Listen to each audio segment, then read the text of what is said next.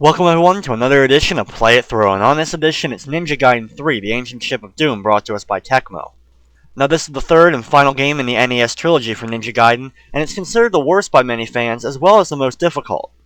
A lot of the problems with the game stem from the lackluster storyline that gets a little bit too sci-fi for many fans, as well as an increased difficulty from enemy hits.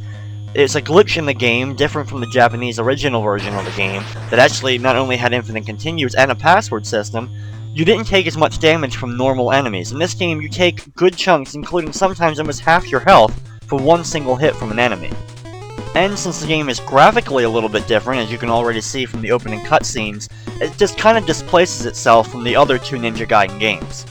That's not to say that this game isn't a good action game on the NES. It's actually a great action game, and had it not been a Ninja Gaiden game, it would have been another stand-up classic on the NES. Now here we go with our Play It Through of Ninja Gaiden 3, the Ancient Ship of Doom for the NES. Now just like the first two Ninja Gaiden games, it starts off with an opening cutscene that's going to set the mood and tell us basically where we're going to be going in the game. Now just like the first two Ninja Gaiden games, we start off with a cutscene that kind of explains basically the opening storyline of the game. And this one's really weird. We have Ryu chasing Irene down, basically saying that she can't live for what she's seen, and Ryu knocks her off a cliff, or she backs off a cliff, and assumingly to her death. So basically for the storyline of this game, we start off with Ryu has been now charged with the murder of Irene, and is now being hunted down for that murder. It's definitely a little bit weird to start off with the death of Irene, considering how much of a plot element it was of her surviving her death in the first game.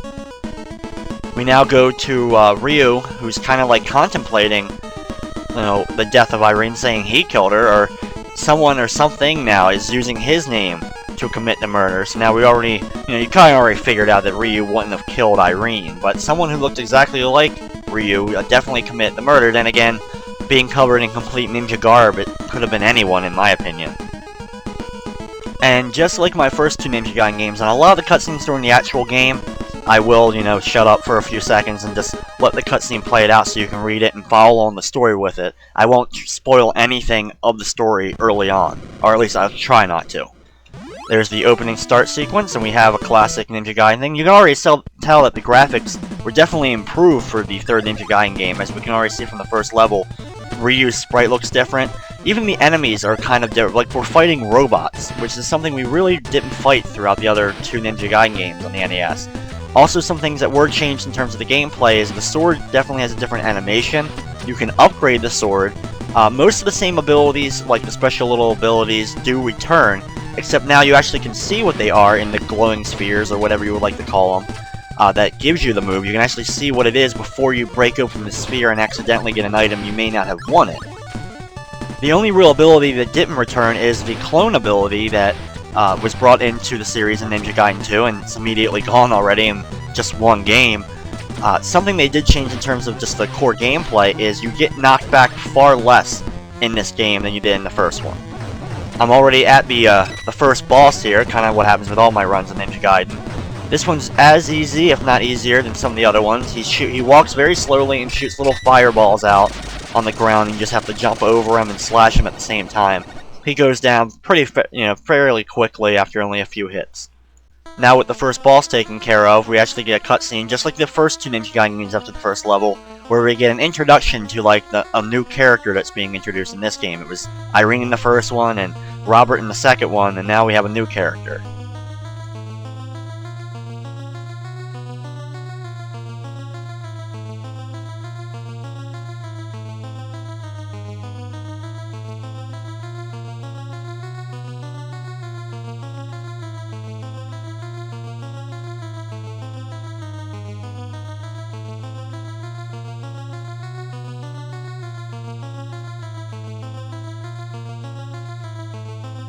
Now, just like Robert from the second Ninja Gaiden game who told us where to go, we have this new character who's telling us to go to Castle Rock Fortress. Not exactly the greatest name, I don't think.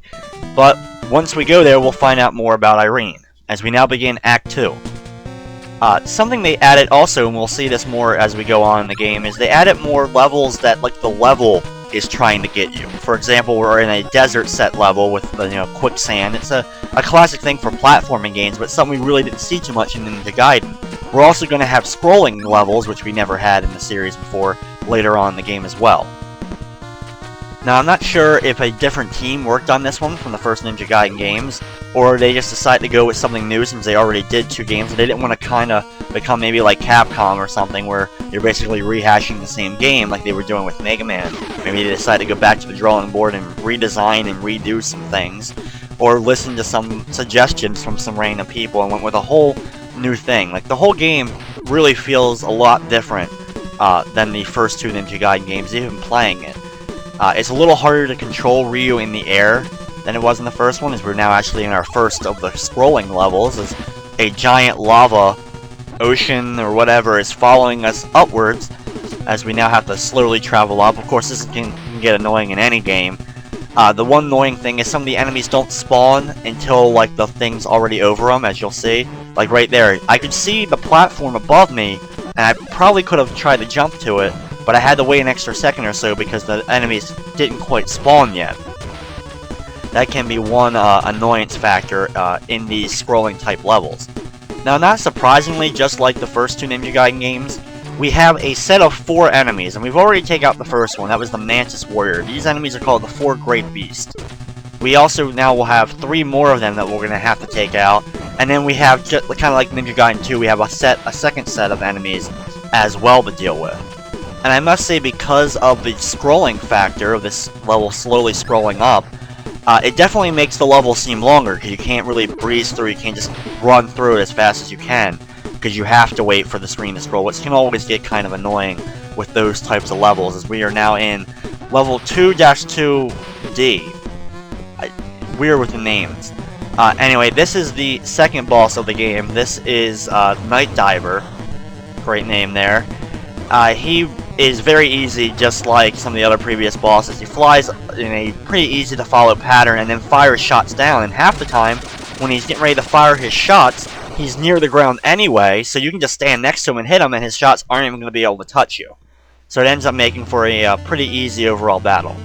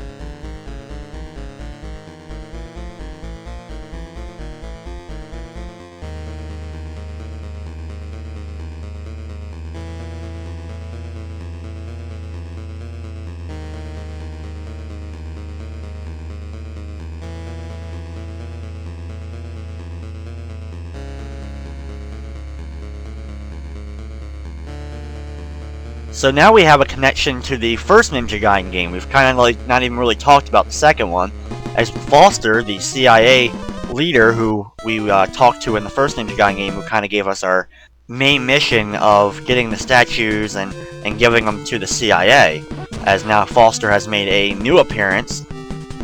Also, just like any good enemy, he knows nothing about Irene's death and basically just says that Ryu was the killer. And that, of course, we're going to run into him later on, as I'm sure you could already have guessed that part of it. But now you have, like, the question, Foster was kind of not really a bad guy or anything in the first game, and now, obviously, he definitely seems like he's part of the bad guys in this one. Now, this is level 3, and to kind of add to the whole elements of the different types of levels we have in this one, we have this flowing water on the bottom that's basically makes the whole level, instant death, like we're going through a swamp. A weird choice of a level. We go from like a weird factory to like this lava-filled volcano and now into a swamp. Kind of a little bit displaced. I'm not sure exactly how we're getting from these areas. Something interesting I just found out about the Ninja Gaiden 3 is that it was not released in Europe. The first 2 Ninja Gaiden games were released in Europe but given the Shadow Warrior name. They decided not to release this version of Ninja Gaiden 3. It came out in '91. They're really not sure why they decided not to release it in that region. However, it was released in Europe under the Ninja Gaiden name for the Atari Lynx. Atari's very short-lived handheld system that suffered from a number of issues. It wasn't necessarily the greatest handheld system to be released. But this definitely probably was one of the better games overall on the system.